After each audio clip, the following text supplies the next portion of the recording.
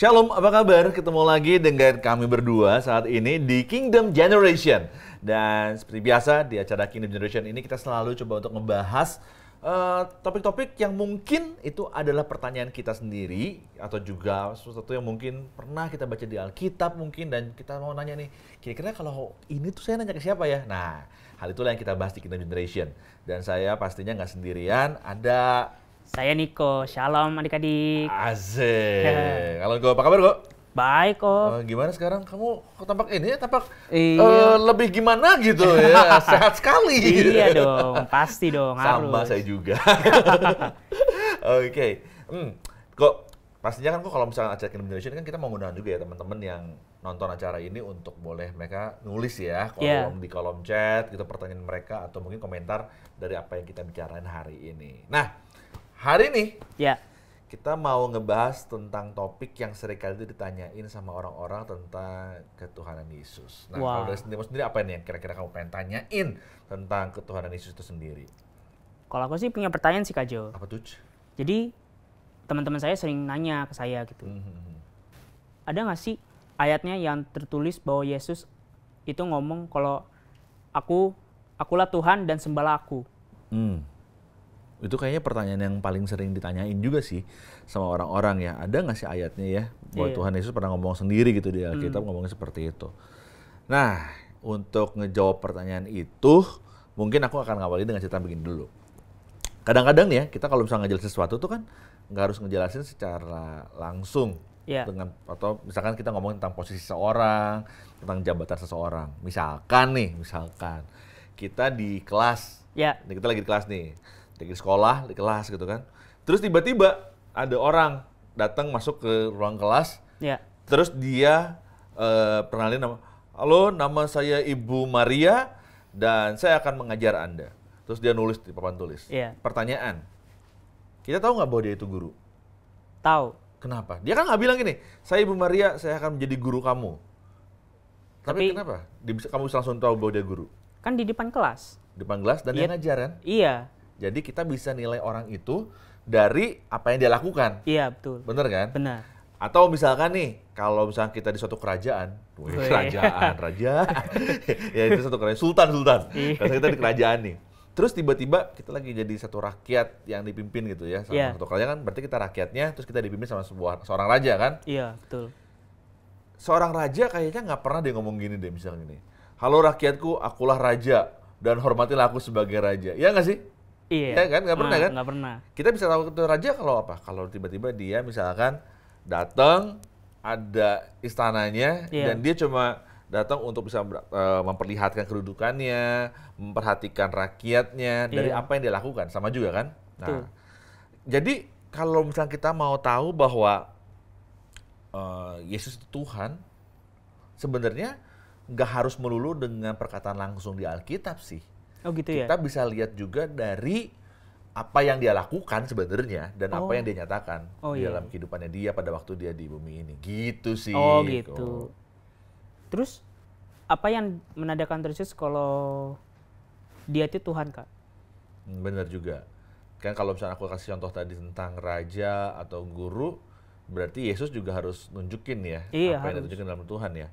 Yang pertama mungkin kita bisa lihat ciri-cirinya. Oh gitu. Tanda-tandanya apa yang dilakukan oleh Tuhan Yesus itu sendiri. Nah, kalau menurut kamu nih kok, aku tadi kasih contoh tadi tentang guru, tadi kasih contoh tentang tentang tadi guru, terus juga aku bicara tadi soal kalau misalkan kita bisa ngelihat bahwa adalah raja gitu di situ kan. Atau misalkan alien. Alien. Iya kan, kita tahu alien kan nggak pernah ngomong, gue alien, nggak pernah kan. Kita lihat, kok beda ya gitu kan. Ada piring terbang kita tahu bahwa itu alien gitu kan. Nah, kalau menurut kamu sendiri apa sih yang kamu sering kali baca di Alkitab, terus kamu nemu, nah ini nih tanda bahwa ini tuh pasti Tuhan nih. Nggak mungkin kalau bukan Tuhan dia nggak bisa lakuin ini nih. Kalau Tuhan tuh pasti bisa ngelakuin ini. Apa pertama sekarang? Yang pasti pribadi itu tidak berdosa. Pribadinya nggak pernah berdosa, bener. Karena kalau Tuhan kan pasti nggak bisa berdosa dong, nggak bisa berbuat dosa dan nggak pernah berpikir untuk dia bisa berbuat dosa. Benar. Nah ini kalau untuk ciri yang itu ada ayatnya. Apa tuh, Pak? Ayatnya itu ada di Ibrani 4 ayat 15. Nah, Ibrani 4:15 bilang gini, sebab imam besar yang kita punya bukanlah imam besar yang tidak dapat turut merasakan kelemahan-kelemahan kita. Sebaliknya, sama dengan kita, ia telah dicobai. Jadi artinya bahwa iblis juga coba untuk mencobai dia. Iya. Iblis juga coba nawarin dosa sama dia gitu loh. Tapi ayat berikutnya nih, hanya ia tidak berbuat dosa. Jadi Yesus itu pribadi yang dia pernah dicobai Iya. oleh iblis, tapi dia tidak pernah berbuat dosa. Jadi ini membuktikan bahwa kalau misalkan salah satu syaratnya sesuatu itu harus disebut Tuhan, Iya. dan syarat yang pertama itu adalah dia nggak berdosa. Yesus sendiri udah membuktikan selama hidupnya, selama dia ada di bumi gitu ya, selama dia mengambil diri atau mengambil rupa jadi manusia, dia selama itu nggak pernah sekalipun tercatat, terlihat Iya. bahwa dia pernah berbuat dosa. Bahkan firman Tuhan dijelasin banget ya. Iya. Sama dengan kita, ia dicobai, hanya tidak berbuat dosa. Itu dari keterangan ayatnya ini. Gitu. Iya. Apalagi kira-kira? Berkuasa mengampuni dosa. Oh iya, kalau dia nggak berdosa, itu pasti Tuhan. Iya. Yang kedua, kalau dia Tuhan, kalau bicara soal dosa, dia juga harus bisa ngampuni dosa. Karena Iya. kita kan nggak mungkin ya, ada orang datang sama kita, kok aku telah berdosa, ampuni aku. Nggak mungkin kan? Ya oke, Iya, kalau nggak begitu aku mungkin. mengampuni dosamu. Nggak mungkin. Iya, Mengampuni nggak mungkin. maaf iya. Iya, Tapi kalau mengampuni itu dosa iya. enggak ya kan? Nah, Iya. bener sih. Karena kalau kita doa, salah satunya adalah minta ampun sama Tuhan kan? Iya. Minta ampun sama Tuhan. Nggak mungkin minta ampun sama siapa lagi ya, sama ya, Ah. orang tua kadang-kadang. Iya, itu Tapi kalau sama dosa sih pasti sama Tuhan kita yang kita sembah Iya. kan. Nah, bicara soal ciri yang kedua nih tentang berkuasa mengampuni dosa, firman Tuhan juga nyatat di Markus 2 ayat 5. Nah, kita buka ya. Oke. Markus 2 ayat 5, firman Tuhan bilang bahwa ketika Yesus melihat iman mereka, berkatalah ia kepada orang lumpuh itu, hai anakku, dosamu sudah diampuni. Amin. Pada waktu Yesus ngelihat, pada waktu itu ada orang lumpuh datang sama dia, Iya. dan yang Yesus lakukan pertama kali, dia nggak mencoba untuk menyembuhkan orang itu di dalam peristiwa ini. Iya. Dalam Yohanes 2 ayat 5, dalam Markus 2 ayat 5 ini. Tapi yang Yesus lakukan adalah dia mengampuni dosa. Nah, soal mengampuni dosa, ada banyak banget yang Tuhan lakukan gitu loh. Iya. Nggak cuma sekedar peristiwa orang lumpuh ini aja, tapi juga ada peristiwa-peristiwa lain yang menunjukkan bahwa Yesus adalah pribadi yang mengampuni dosa. Oh. Nah, tapi sebenarnya nih kalau boleh jujur nih, Iya. pertama tadi kamu bilang bahwa Yesus bilang bahwa dia itu adalah pribadi yang Tidak berbuat dosa, Iya. pribadi yang juga bisa mengampuni dosa. Tapi kalau kita mau kasih penjelasan, seharusnya sih nggak harus sekedar cuma ngasih klaim aja sih bahwa itu adalah Yesus itu harus Tuhan dan dia harus mengklaim sesuatu. Sebenarnya sih nggak gitu juga sih, Iya. gitu loh. Jadi sebenarnya udah jelas, tapi kadang orang kan suka nggak puas sama ayat-ayat yang udah disebutin gitu sih. Iya sih. Gitu kok. Gimana Kak? Udah jelas belum kalau menurut kamu nih? Bener juga sih. Maksudnya tandanya juga udah ada gitu. Kalau misalkan Tuhan Yesus tuh bener-bener nyata kalau dia tuh Tuhan. Dengan logika yang sama seperti yang tadi Iya. kita udah share tadi kan, Iya. soal guru, soal tadi juga raja, tanpa dia harus ngomong dengan tanda-tanda yang kasih tahu tadi, Iya. harusnya orang tahu bahwa Yesus itu Tuhan. Nah, ya, tapi ya gitu ya, orang tuh kadang-kadang tetap nggak puas sih. Pokoknya kadang-kadang suka kekeh gitu. Kalau orang Sunda bilang kekeh, pengen keras kepala gitu. Iya. Enggak, pokoknya harus ada klaimnya. Harus ada klaimnya dari Yesus sendiri bahwa dia tuh bilang bahwa dia adalah Tuhan gitu loh.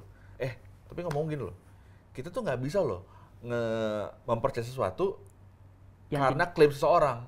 Oh iya, iya. Contoh nih, Hmm. misalkan kau datang ke sebuah warung, Iya. datang ke warung nih, pas datang ke warung gitu terus gini, warung ini punya saya, karena warung ini punya saya, maka mulai hari ini warung ini semuanya menjadi milik saya. Nah, pada waktu kamu ngomong gitu tuh, kira-kira saat itu warung itu jadi milik kamu nggak? Enggak. Kenapa? Kan kamu udah ngomong warung itu punya kamu. Pasti dibilang maruk. Dibilang sombong, pasti langsung dikejar-kejar gitu sama warga-warga. Siapa sih yang gitu ya? Siapa juga yang ngomong gitu ya? Nggak ada. Nah, nggak ada. Nah, tapi bener kan kok, kalau misalnya kita cuma asal klaim kayak gitu, tentunya kita nggak bisa bilang bahwa wah ini warung nih pasti punya kamu, karena itu cuma berdasarkan klaim. Nah, Yesus juga sama gitu loh.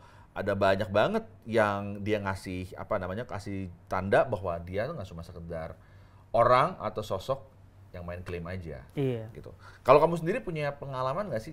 Ini kalau ngomongin bukan tentang Tuhan Yesusnya sendiri, tapi kamu punya pengalaman nggak sih kalau kamu pernah meragukan Tuhan atau ketuhanan dari Yesus itu sendiri, pernah nggak sih punya pengalaman itu? Pernah. Jadi waktu itu saya lagi butuh duit buat ini SMP saya kan, buat masuk SMP, karena kan lumayan mahal saat itu. Jadi saya ngeliat nih papa saya doa gitu, doa terus. Papa saya juga ngajakin saya doa, ayo kok doa, ayo gitu. Saya waktu itu males gitu, maksudnya ya kan bisa cari duit ya kan? Benar. Bisa cari duit, bisa cari duit. Tapi di situ beberapa hari sebelum saya masuk SMP, bisa daftar, ada teman papa saya datang ke rumah, nggak ngomong, nggak telepon bapak saya, dia datang ke rumah, dia minjemin duit. Terus? Di situ pun saya langsung sadar gitu, maksudnya papa saya doa nih, saya enggak. Papa saya yang doa dikabulkan, saya nggak doa, nggak dikabulkan gitu. Kan di Alkitab ada tuh, maksudnya berdoalah, mintalah lalu kamu akan diberikan. Iya. Saya nggak minta, saya nggak doa sama Tuhan, saya nggak dikasih. Papa saya yang dikasih. Jadi saat itu saya sadar, kok Tuhan tuh emang beneran ada. Ya memang bener sih. Kadang-kadang ya kita itu jangankan pertanyaan orang tentang Yesus itu benar Tuhan atau bukan. Kadang-kadang lewat kehidupan kita tuh kita seringkali ngeraguin keberadaan Tuhan lewat perasaan kita. Iya kan? Iya. Sedangkan yang namanya perasaan kan gimana menurut kamu? Nggak menentu kan? Iya, nggak menentu kan? Gitu. Bisa salah, bisa benar. Bisa salah, bisa benar. Kebanyakan apa? Kebanyakan sih salah. Iya, yang namanya perasaan tuh kebanyakan salah gitu kan. Nggak bisa juga, wah iya nih, aku kesel nih, aku lagi sebel nih, kesel. Kayaknya Tuhan kok begini banget sih, aku udah minta, kok Tuhan nggak kasih. Wah berarti dia nggak bukan Tuhan gitu kan. Nah, itu bener. Kadang-kadang kita seringkali ngejudge tentang Tuhan atau mengambil kesimpulan tentang Tuhan itu berdasarkan pengalaman. Kayak tadi, Niko tadi cerita. Niko cerita bahwa saya bawa doa tentang kebutuhan keuangan.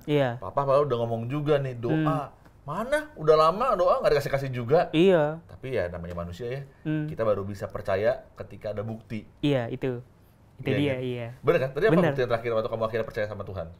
Dipinjemin duit. Pada waktu ada duit, yang orang tiba-tiba datang, terus bawa duit. Dan kamu kira kamu percaya? Nah, akhirnya saya percaya. Terus apa yang kamu lakuin setelah itu kamu percaya?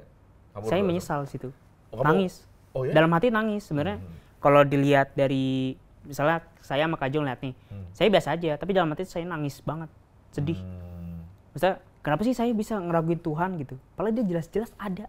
Iya, ada banyak orang juga sama. Jelas-jelas tandanya udah ada. Jelas-jelas penyertaannya juga udah ada. Tapi seringkali kita juga meragukan tentang ketuhanan dari Yesus itu sendiri gitu loh. Padahal kayak tadi ya, ayat-ayat tadi udah kita bahas ya, bahwa dia tidak berdosa, dia berkuasa untuk mengampuni dosa, kita sih nggak percaya juga gitu kan. Terus tadi pengalaman hidup, ya kadang-kadang seharusnya nggak perlu ada pengalaman hidup itu dulu sih untuk terus mempercayai bahwa Yesus Tuhan kan. Betul. Akhirnya kita nyesel kan, aduh maaf Tuhan, akhirnya aku pernah meragukan tentang Engkau, bahwa Engkau adalah Tuhan dalam kehidupan aku kan. Seharusnya kita nggak perlu untuk hal itu dulu gitu kan. Nah, bicara soal itu nih kok, sebenarnya kita juga mesti tahu bahwa yang namanya Tuhan Yesus itu dia apa ya? Sebenarnya ada ayatnya di Markus 14 ayat 1-64, teman-temannya bilang gini. Tetapi ia tetap diam dan tidak menjawab apa-apa. Imam besar itu bertanya kepadanya sekali lagi, katanya, apakah engkau Mesias, anak dari yang terpuji? Jadi ini waktu itu Yesus dibawa ke Mahkamah Agung gitu kan. Terus ada para tua-tua dan ahli Taurat menghakimi dia. Terus ditanya hal pertanyaan tadi gitu loh. Apakah benar engkau adalah Mesias? Mesias itu artinya kan adalah Allah itu sendiri gitu loh. Nah, terus Yesus jawab gini. Jawab Yesus, akulah dia, Dan kamu akan melihat anak manusia duduk di sebelah kanan yang maha kuasa dan datang di tengah-tengah awan-awan di langit. Nah, waktu Yesus bilang gitu, coba kamu baca deh ayat yang ke-63-nya. Maka imam besar itu mengoyakkan pakaiannya dan berkata, untuk apa kita perlu saksi lagi? Terus nampaknya? Kamu sudah mendengar hujatnya kepada Allah. Bagaimana pendapat kamu? Lalu dengan suara bulat mereka memutuskan bahwa dia harus dihukum mati. Nah, pertanyaannya gini, kenapa waktu Yesus ngomong, akulah dia, kan tanya nih, engkau Mesias, gitu kan? Apakah engkau Mesias? Terus Yesus bilang, akulah dia. Dan kamu melihat anak manusia duduk di sebelah kanan yang maha mulia di tengah-tengah awan-awan di langit. Kenapa pada waktu Yesus ngomong gitu, kenapa dia disebut menghujat Allah? Karena Yesus sedang menyamakan, dengan pengakuannya dia sendiri, dia sedang menyamakan dirinya dengan Tuhan. Oh gitu. Makanya begitu dia menyamakan diri dengan Tuhan dan dianggap seperti itu oleh imam besar dan juga para ahli Taurat, saat itu juga firman Tuhan bilang tadi apa tadi? Di ayat yang ke-64, kamu sudah mendengar hujatnya terhadap Allah. Iya. Karena dia menyamakan diri dengan Tuhan. Allah. Iya. Karena itu. Nah, terus yang satu lagi ada di Yohanes 10 ayat 31. Nah, sekali lagi orang Yahudi mengambil batu. Nah, ini Yesus pada waktu itu datang dan orang-orang Yahudi mau ngambil batu nih, mau ngelemparin Yesus. Iya. Di ayat 32-nya firman Tuhan bilang gini, kata Yesus kepada mereka, banyak pekerjaan baik yang berasal dari Bapakku yang kuperlihatkan kepadamu. Pekerjaan manakah di antaranya yang menyebabkan kamu mau melempari aku? Terus ayat 33-nya apa firman Tuhan yang bilang? Jawab orang-orang Yahudi itu, bukan karena suatu pekerjaan baik maka kami mau melempari engkau, melainkan karena engkau menghujat Allah dan karena engkau sekalipun hanya seorang manusia saja menyamakan dirimu dengan Allah. Tuh, ya kan? Iya. Firman Tuhan bilang ini dengan jelas banget. Engkau menyamakan dirimu dengan Allah. Firman Tuhannya juga ada. Iya. Iya kan? Ada banyak orang tadi kan pertanyaan pertama kamu gini. Apa sih ayatnya? Tadi kita jelasin, tanda-tandanya dulu deh. Tanda-tandanya dulu. Tanda-tandanya bahwa dia adalah Tuhan. Pertama, udah tunjukin. Iya. Yang kedua, ternyata ayatnya yang mengatakan bahwa dia adalah Tuhan itu sendiri dan bagaimana orang juga melihat bahwa dia adalah Allah melalui perbuatannya juga ada ayatnya. Oh gitu. Nah, seharusnya ini bisa menjadi kekuatan kita sebagai orang percaya untuk bisa menjawab setiap pertanyaan orang-orang untuk buktikan mana sih ayatnya bahwa Yesus itu Tuhan dan sembahlah aku. Ini adalah ada ayatnya gitu loh. Nah, gue nanya nih sama kamu, kalau Deniko sendiri setelah kamu dengerin ini, terus juga kamu lihat gitu ya, ada tandanya, ada ayatnya, ada pengalaman pribadi kamu juga, ketika kamu pernah meragukan Tuhan gitu loh, apa yang bisa kamu ambil dari sini? Jadi yang saya bisa dapat dari sini, dari pembicaraan kita, ya, bahwa nggak setiap manusia yang ada di dunia ini bisa percaya sama satu hal. Jadi terkadang ada yang percaya, terkadang ada juga yang enggak gitu. Padahal tandanya udah jelas gitu. Tapi orang itu tetap kekeh, keras kepala, nggak mau setuju sama yang percaya gitu. Gitu aja sih Kak Jo. Nah kalau misalkan nih, kita udah coba jelasin nih, kita udah coba ceritain nih tentang Yesus tuh Tuhan, ini ciri-cirinya. Terus misalkan nih kok, aku udah cerita sama kamu, terus aku tetap nggak percaya aku nih kok. Iya. Apa yang akan kamu lakuin? Yaudah saya lepas. Kenapa? Kalau kamu nggak coba terus kejar terus itu udah percaya atau gimana kok? Karena menurut saya itu sia-sia. Saya udah kasih tahu ya kan, udah spesifik juga, tandanya juga ada di Alkitab. Tapi kalau orang itu nggak mau ya udah, akhirnya saya lepas, saya cari orang lain yang mau dengerin gitu. Kamu pernah punya pengalaman nggak sih mencoba untuk cerita sama teman, saudara atau orang, terus ternyata orang itu mungkin nolak kamu dan nggak mau dengar cerita kamu? Pernah nggak punya pengalaman itu? Atau sebaliknya, pernah punya pengalaman nggak ada orang ternyata nanya sama kamu dan kamu akhirnya cerita tentang Yesus itu sendiri? Saya ada pengalaman. Apa tuh? Tapi pengalaman ini datang dari papa saya. Gimana? Papa saya kan cerita kalau dia masuk rumah sakit. Dia udah sakit-sakitan, apalagi dia ada penyakit diabetesnya kan. Jadi tiap kali tuh kalau dia gulanya naik dia harus ke rumah sakit gitu. Terus pernah ada satu ketika papa saya lagi tidur nih, malam-malam enak-enak. Tiba-tiba papa saya mimpi Saya lupa mimpinya kayak apa, tapi kalau nggak salah papa saya berdarah. Papa saya cerita gitu, cerita. Yeah. Wow, ceritanya saya lupa sih, tapi saat itu saya nggak percaya. Terus apa yang kamu lakuin? Ya saya dengerin aja udah. Saya nggak tanya lagi, nggak apa gitu. Udah saya diemin aja gitu. Tapi di saat itu beberapa saat waktu kemudian setelah papa saya nggak ada, tiba-tiba ada yang sadarin saya. Lu nggak bisa hidup tanpa Tuhan tuh, lu nggak bisa gitu. Ayah lu udah nggak ada gitu. Terus lu mau ini ke siapa gitu? Kalau pesan ayah kamu nggak ada, apa kamu mau ngadu ke siapa lagi? Iya. Dan kamu percaya sama apa gitu kan? Kalau mama saya kan kerja, jadi mama saya ada waktunya malam aja. Situ saya tersadarkan. Ada yang bilang, ayo balik ke jalan yang benar. Wow. Karena kan saya dulu orangnya ya baca Alkitab, nyanyi, atau hal itu saya nggak peduli gitu. Apalagi kan karena bapak saya kan lumayan keras, jadi saya males lah gitu. Tapi karena saat papa saya nggak ada, jadi tersadarkan gitu. Iya. Wah, teman-teman, kalau kamu dengar tadi cerita kita berdua dan cerita Niko juga pengalaman sama papanya gitu ya. Iya. Seringkali kita punya penyesalan ya. Pasti. Penyesalan pada waktu kita aduh kenapa ya saya baru bisa percaya di akhir gitu kan. Iya. Kenapa saya baru percaya sekarang, padahal dulu diceritain sama teman, sama papa, Iya. sama Niko gitu kan. Sebenarnya saya bisa aja mengambil keputusan untuk percaya saat itu, tapi saya nggak mengambil yang terlambat gitu kan. Iya. Ya seringkali juga kita ngerasa bahwa mungkin hari-hari ini adalah, wah aku udah kecewa sama Tuhan, aku meninggalin Tuhan gitu kan. Dan kayaknya semua apa yang kupercayain ini juga kayaknya percuma. Nah, kamu boleh tulis deh komentar kamu atau di chat kamu, di chat YouTube ini, dan kamu boleh ceritain tentang masalah kamu.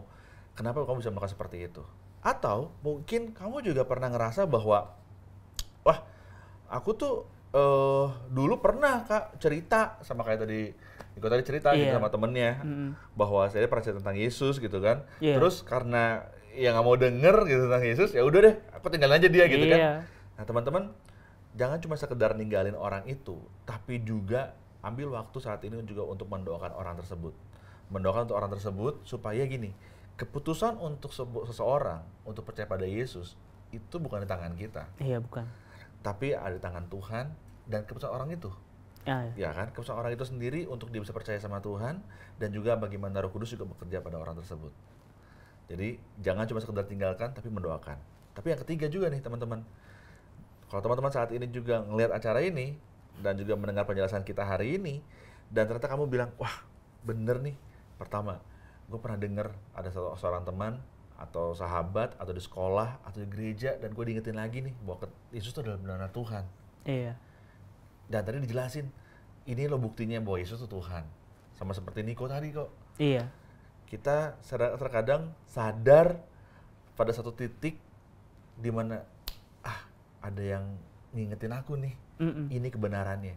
Nah, hari ini juga inilah kebenaran yang kita udah share, dan semoga ini pun yang bisa kamu dengar. Dan kalau kamu pengen ambil keputusan untuk ini, ya, gue nggak mau jadi orang terlambat. Aku mau ambil keputusan untuk hari ini aku mau terima Yesus. Amin. Saat ini kita mau berdoa buat kamu ya. Yuk, sama-sama kita berdoa. Tuhan Yesus, terima kasih untuk apa yang sudah kami bicarakan hari ini. Bagaimana Engkau membuktikan bahwa Engkau adalah pribadi yang tidak pernah berdosa, dan Engkau adalah pribadi yang mengampuni dosa. Dan itu menunjukkan bahwa Engkau adalah Tuhan. Dan bagaimana Engkau pun menunjukkan di Injil bahwa Engkau pun Tuhan Yesus, Engkau adalah Mesias, Engkau adalah Tuhan itu sendiri yang mengambil menjadi manusia. Dan kami percaya Tuhan pada hari ini, kami mau mengambil bagian untuk percaya bahwa Engkau Yesus adalah Tuhan dan Juru Selamat kami yang hidup. Dan saat ini kami semua sama-sama bilang bahwa Tuhan, aku menerima Engkau sebagai Yesus, Engkau menerima Engkau Yesus sebagai Tuhan dan Juru Selamat kami. Aku menerima Engkau Tuhan untuk menyelamatkan kehidupan kami. Oleh karena terimalah hidupku untuk aku boleh mengambil bagian di dalam kepercayaan Engkau pada Engkau Yesus. Tuhan Yesus, berdoa Tuhan untuk setiap pemirsa, setiap orang yang menonton acara ini ya Tuhan Yesus, agar mereka yang sudah mengambil bagian untuk percaya pada Engkau Tuhan, semakin yakin dan semakin percaya bahwa Engkau adalah Kristus Yesus, Tuhan yang memberikan keselamatan, Tuhan yang memberikan kehidupan bagi kehidupan kami. Terima kasih Bapak untuk Niko, terima kasih juga untuk setiap orang yang melihat acara pada hari ini. Ini kami ya Tuhan Yesus, kami percayakan hidup kami ke dalam tangan-Nya Tuhan. Di dalam nama Tuhan Yesus kami berdoa. Amin. Amin. Cool, terima kasih ya. Oh, makasih juga ya. Pak Jo. Oke teman-teman, terus saksikan Kingdom Generation dan kembali lagi ya. Kita mengundang kamu kalau kamu punya pertanyaan ataupun kamu punya komentar tentang acara ini, silakan tuliskan di kolom chat ataupun di kolom komentar di YouTube ini. Sampai ketemu nanti. God bless. Dadah.